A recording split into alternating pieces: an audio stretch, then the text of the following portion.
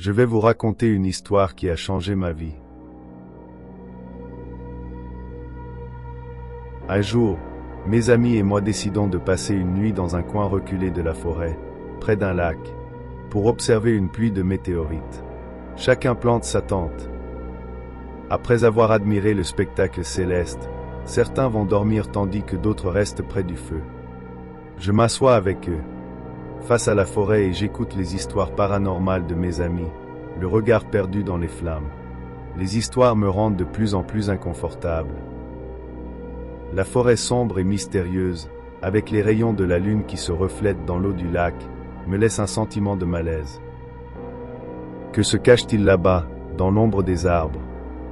En scrutant la lisière, je remarque un groupe d'arbres où la lumière de la lune passe à travers les branches. Puis, c'est alors que je la vois. Du coin de l'œil, une silhouette se dessine dans l'ombre. Mon cœur s'arrête une seconde. Je sursaute, mais je ne laisse pas transparaître ma peur. Les autres ne doivent rien remarquer. Terrifié, j'essaie de me raisonner, mais chaque fois que je détourne le regard et que je regarde de nouveau, la silhouette est toujours là, immobile. Une angoisse illogique mais intense monte en moi. Je brise le silence en murmurant à mes amis de regarder dans cette direction. Vous voyez ce truc, là-bas? On dirait quelqu'un qui nous regarde. Ils sursautent au son de ma voix car le silence s'était installé entre nous. Les garient nerveusement, pensant que je plaisante.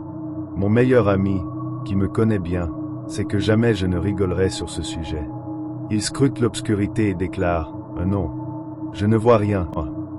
L'incompréhension se transforme en panique. Pourquoi ne voit-il rien? Je pointe l'endroit exact où se trouve la silhouette, visible seulement pour moi.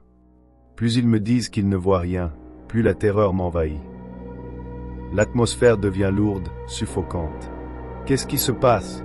Mon esprit cherche désespérément une explication logique, mais l'inexplicable me cloue sur place. En proie à une terreur irrationnelle, je décide de changer de place pour échapper à cette vision perturbante. Je blâme la fatigue et m'efforce de me raisonner. Mais peu importe où je regarde, la silhouette demeure, inébranlable et obsédante. Un frisson glacé parcourt mon dos. La peur devient insupportable. C'est alors que je prends une décision. Je rentre chez moi. Je ne pourrai pas dormir de toute façon. Mes amis tentent de me convaincre de rester, mais ma décision est prise. J'ai peur, je suis inconfortable, et ces frissons froids ne cessent de m'envahir. Rapidement, je ramasse mes affaires et quitte le campement, fuyant cette nuit pleine de mystères et de terreurs inexpliquées. Tout au long du chemin du retour, mes pensées étaient consumées par cette silhouette.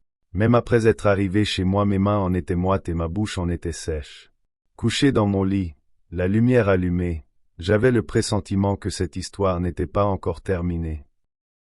J'avais raison. Rejoignez-moi la prochaine fois pour la suite. Merci de votre soutien.